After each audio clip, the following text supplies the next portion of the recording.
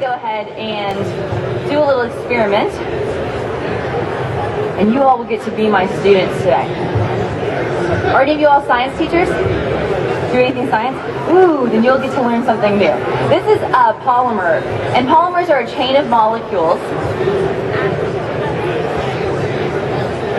And all plastics are made out of polymers, and every polymer has special properties. And there's actually a few seats up here if you want to rest your feet too. And so this is a polymer that we're going to add water to and see what will happen. So I'd like you to start by making a comparison. Go ahead and take a look at that substance. What does it remind you of? Salt. Anything else? Sand. I'm sorry, sand? In Florida we get that response a lot. That's where my students are and my teachers. Now depending on what they've analyzed and use that critical thinking to make the comparison, depending on what those students say, now they can create a hypothesis of what will happen if you add water. So if it was similar to sand, what might it do? To salt. It would dissolve. Some people have said laundry detergent.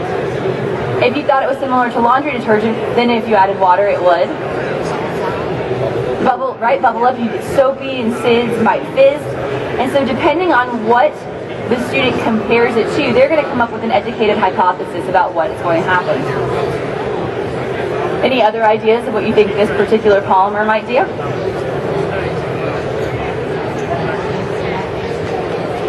What?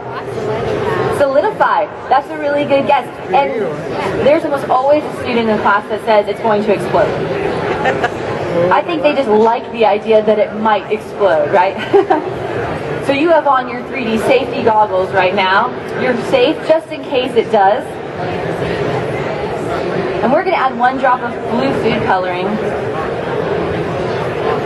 simply to add contrast on the white tray.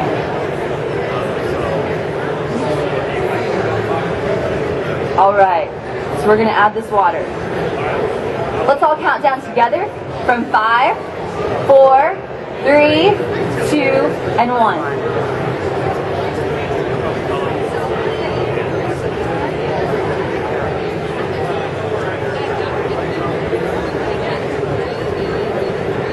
See that growing? This is actually a super absorbent polymer. It is similar to the polymer that they put inside of diapers, and it is the exact same polymer they use for the fake snow for indoor snowboarding. Pretty neat. Now, if you were a student in a classroom and you were about to learn about the chemistry of polymers, this visual image is going to block that in.